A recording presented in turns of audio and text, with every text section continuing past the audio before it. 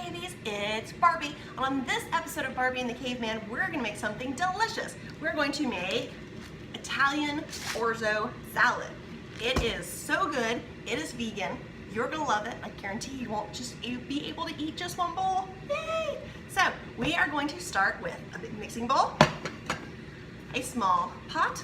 Gonna throw some water in it for us to start boiling the orzo. Orzo, of course, is a tiny little type of pasta, and all these wonderful flavors are gonna go into it. Are you ready? I'm ready. Let's go. So I got my water in my pot here on the back, and I'm going to add my salt. Remember, to cook pasta, you want your water to be as salty as Mediterranean. That's the key. Yep, there goes the salt.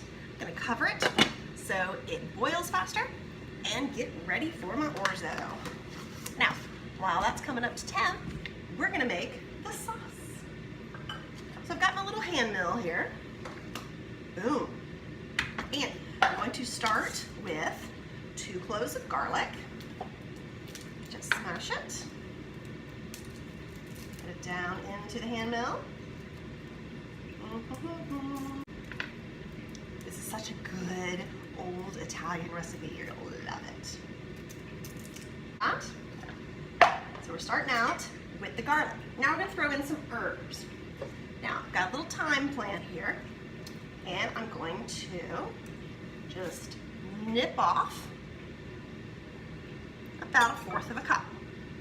Yep. Put it right down in the hand mill.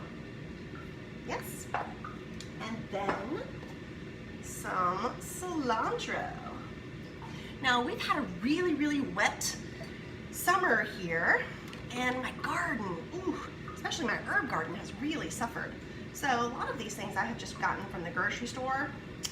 A couple of little plants that I'm waiting for the weather to start cooling so that I can start putting it back out in my herb garden. Looking forward to it. So on the cilantro, I am just kind of pulling off the leaves and putting those down in the hand mill. Now, of course, cilantro is a wonderful herb. It helps the body cleat, which means that it helps the body get rid of heavy metals. So if you eat a lot of fish, especially farmed fish, there's a lot of extra mercury and metals in your body, and cilantro, yay, helps the body get rid of it. All right, so about the same amount of cilantro.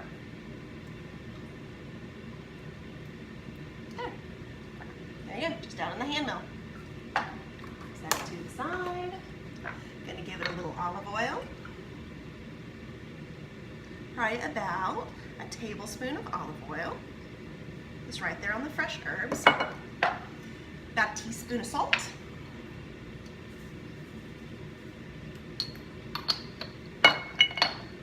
Freshly ground pepper.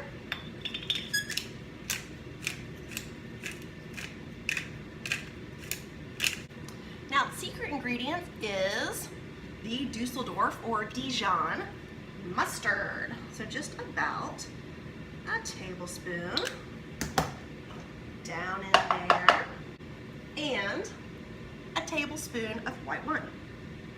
Now you can use a white wine vinegar if you would like instead of the white wine if you'd like. It's only a tablespoon. It's not like anyone's going to be getting drunk off this salad, but it's just something to kind of keep in mind if you do have people that are sensitive to those things. So, hand mill on, and let's go. Making this dressing.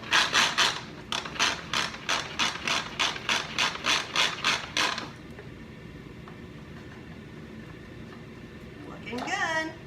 It didn't really take much.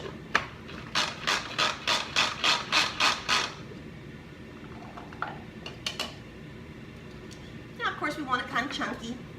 And here we go. Yum. Just smells so nice. I'm going to move it around a little bit.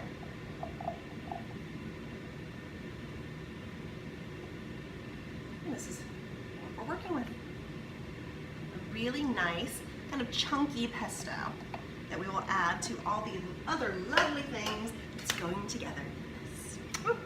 All right, so throw that to the side. Let's start working on combining what happens in the bowl. first, we are gonna use pitted Kamala olives.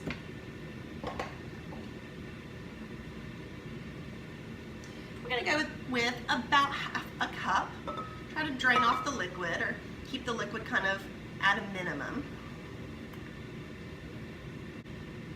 Because of course they do have a very particular and pungent flavor. Right. Next, I'm using the smoked julienned sun-dried tomatoes. Again, about a third of a cup. So, just throwing them straight down the pot. Oh, checking on my water. Yeah, it looks like it's gonna be ready in a sec. Now, I'm using marinated jar of artichoke hearts. Okay. So I'm gonna try to keep as much liquid, of course, the oil in the jar as possible, and pull these artichoke hearts out and into our mix. And I'm probably going with a heavy cup. One, because I just love artichoke hearts. All right. There we go. Tap, tap, tap, tap, tap.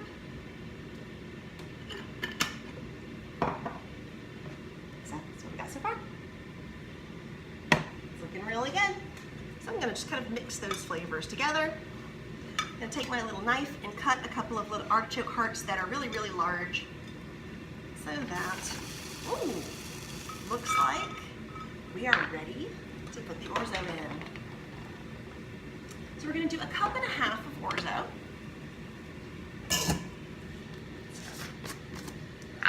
Now it cooks really fast, so you gotta really watch it. Cup and a half of orzo. So in like 8 minutes, this should be ready. Let's put our jar over there. Find a spot for our measuring cup. Give it a little once round. Check the time. In about 8 minutes, it'll be particularly delicious and al dente. So still a little firm, but completely cooked through. So I'm gonna let this cook and I'll jump back with you in a few. Hey y'all, while the orzo is cooking, I am going to toast some pine nuts.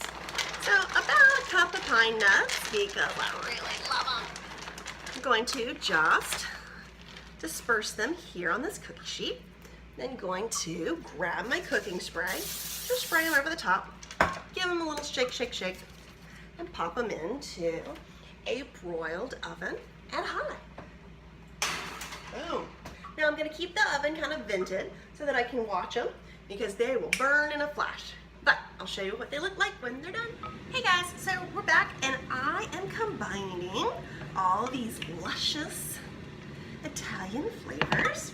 I have one full scallion that I diced. Add that to the bowl. And I'm gonna grab some more cilantro. A little more thyme. Pull the little leaves off. Not much time, generally just to give it some complexity of flavor. And cilantro.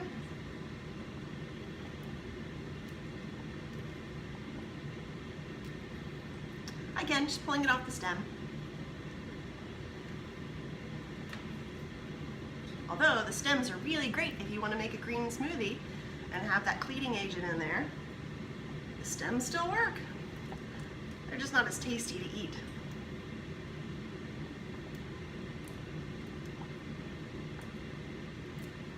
So there we go, probably about another tablespoon. Just added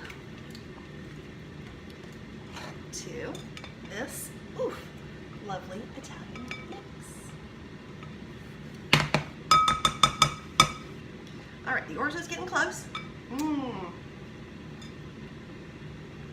can tell. Give it a taste. Oh yeah, almost there. Super close. Now, to strain the orzo, I am using a very fine metal colander because the plastic colanders, the holes in them are so big, you're gonna lose the Orzo. So you really wanna see if you can find nice old metal colander, because that keeps the Orzo nice and in there really nicely. All right, so I strained the Orzo and I ran it under cold water for a couple of minutes until it was really nice and cool. So now I'm going to add that to our bowl, our mixing bowl. And a can of garbanzo beans or chickpeas. Yep, so here we go. So then I'm just gonna stir it all together. All right, so get it a little bit mixed. Then I'm gonna add our dressing. This herby mix that we made, that right over the top, and mix it all together. I'm keeping an eye on the pine nuts. They are in, so I'm gonna hop over there and check on them real quick. They look like they're just about ready. They're pretty close to ready. They needed a good shake, and they needed to be turned 180. Because of course the ones in the back brown a lot faster than the ones in the front because the oven is vented. Okay, are you ready to see it? It's so tasty. Here you go. Oh, it smells so good. I'm going to hit it with a little Himalayan sea salt, a little more pepper, and the best, most amazing way that I have found to serve this is over a little bit of greens, whatever you've got, chard, baby kale, whatever, just a couple of little leaves down on the plate or line a little bowl. Throw this down in the middle, sprinkle those toasted pine nuts over the top, and voila, dinner is served. Let me check on those pine nuts. And here they are, nice and toasty. So I'm just gonna sprinkle a couple over the top. There you go. Easy, delicious, and nutritious, and of course, completely vegan.